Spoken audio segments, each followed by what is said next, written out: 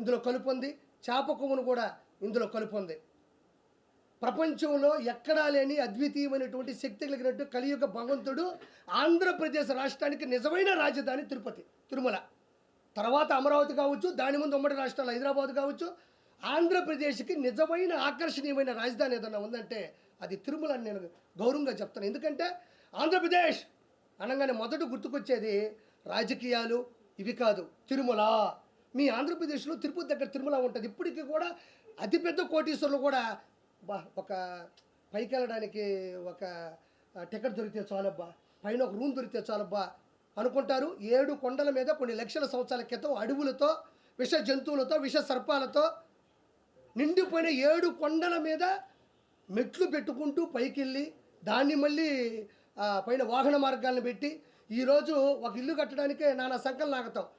అలాంటిది 7 కొండల మీద వెలిసినటువంటి వెంకటేశ్వర స్వామికి ఇంత ప్రత్యేకత ఆకర్షణ ఎందుకుందంటే 7 కొండల మీద, ఒక కొండ 2 కొండలు కాదు, విపరీతమైనటువంటి ఎత్తు, విపరీతమైనటువంటి శేషాచల అడవులు, విపరీతమైనటువంటి విష జంతువులు, వాటి మధ్యన కూడా పైన నిలబడి అక్కడ స్వామి నిలబడ్డాడు. కాబట్టి దీనికి ప్రత్యేకమైనటువంటి గౌరవం ఈ ప్రపంచంలో దక్కింది. అలాంటి దాన్ని ఇంతవరకు ఎంతమంది సీఎంలు వచ్చారంటే మనం ప్రత్యేకంగా చెప్పలే.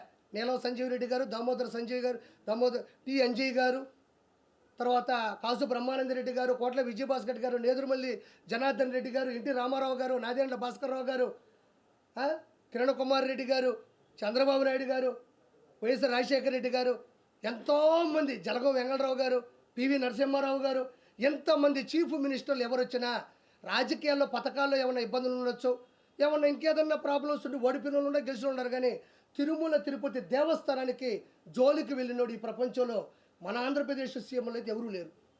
ఈ దౌర్భాగ్యుడు, ఈ అధముడు, ఈ దొంగ ఈరోజు హిందువుల యొక్క మనోభావాల్ని, హిందువుల యొక్క ఆరాధ్య కలియుగ దైవాన్ని ఇబ్బంది పెట్టాడు. నేను చాలా సమస్యలు చెప్పా, 1 కాదు, 2 కాదు, 3 కాదు.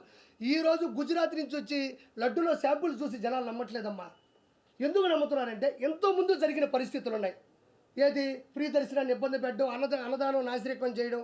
ఆడవాళ్ళు దేవుడి దగ్గరికి వెళ్తుంటే మీరు నమ్మరు, బాహుబలి సినిమా చూసారా? ఇట పట్టుకొని ఇలా లాగి ఇట బో అంటే ఆవిడ చేయి కట్ చేస్తుంది. దానికి కొంచెం రివర్స్ ఏంటంటే ఇక్కడ అలా వెళ్ళి చూసి గోయిందా అనేలోపు కళ్ళు మూసి కళ్ళు తెరిచేలోపు ఇలా పెట్టి కొడితే ఆ గోడకి వేసుకొని ఆడబడేవాళ్ళు. ఇలా చూసి గో అనే లోపల విందా అని అక్కడ అనేవాళ్ళు. అంటే ఇక్కడ గోవింద అనాలి దేవుడు చూసేలోపు. అంటే దేవుడు సరే, మనం కంపార్ట్మెంట్లో ఇబ్బంది పడ్డాం, సర్వదర్శన క్యూలో ఇబ్బంది పడ్డాం, కింద నుంచి పైకి నడిచి వచ్చేటప్పుడు ఇబ్బంది పడ్డాం.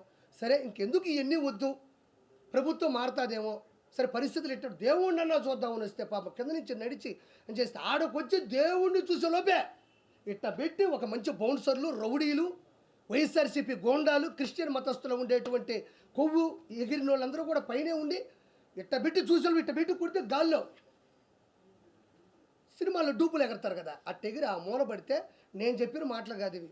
మీరు ఒకసారి యూట్యూబ్లోకి వెళ్తే తిరుమల తిరుపతి దేవస్థానంలో పడ్డ ఇబ్బందులు కానీ చూస్తే మీరు అల్లాడిపోతారు. లడ్డు ఎంత సైజు ఉండాలో ఆ సైజు ఉండేది కాదు. పొరపాటును ఎవడైనా అడిగాడా అంటే మీకు తెలియదమ్మా, తిరుమలలో కూడా ఒక జైలు ఉంటుంది, అది మనకి ఎవరికి కనపడదు. ఆడకెళ్ళి కుక్కను కొట్టి కొడతారు. ఎవ్వరు ఏది అడిగినా సరే ఇమ్మీడియట్లీ వాళ్ళ కస్టమర్ కాలనీ వెళ్ళిపోద్ది. ఇక్కడ లడ్డు అడిగాడు సార్, ఇక్కడ అన్నం బాగాలేదన్నాడు సార్, కొండ మీద అది లేదన్నాడు సార్, ఇది లేదన్నాడు సార్ అంటే కుక్కను కొట్టి కొడతారని చాలామంది కూడా యూట్యూబ్లో కూడా వాళ్ళ ప్రైవేట్ ఛానల్లో పెడితే చిన్న చిన్న యూట్యూబ్ ఛానల్లో కూడా కోట్ల మంది చూశారు తిరుమలలో ఇలా ఉంటుందా అని. ఒక రాష్ట్రం, 2 రాష్ట్రాలు, 3 రాష్ట్రాలు, అన్ని రాష్ట్రాల్లో కూడా దీని మీద గొడవ జరిగింది.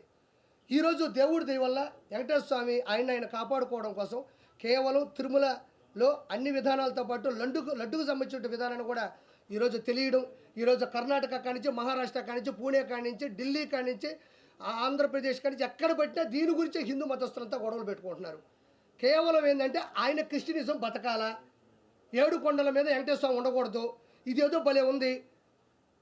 క్రిస్టియనిజంను పెంచాలంటే 7 కొండల మీద మన దేవుడిని కూడా ఈ మధ్యన చూస్తున్నారు మీరు. హిందువులు దేవాలయాల్లాగే దేవాలయాల్లో జీసస్ని పెట్టడం, ఆయన మీద శ్లోకాలు రాయడం, పాటలు పాడడం, కోలాటాలు చేయడం చూస్తున్నారు ఈ మధ్యన మీరు.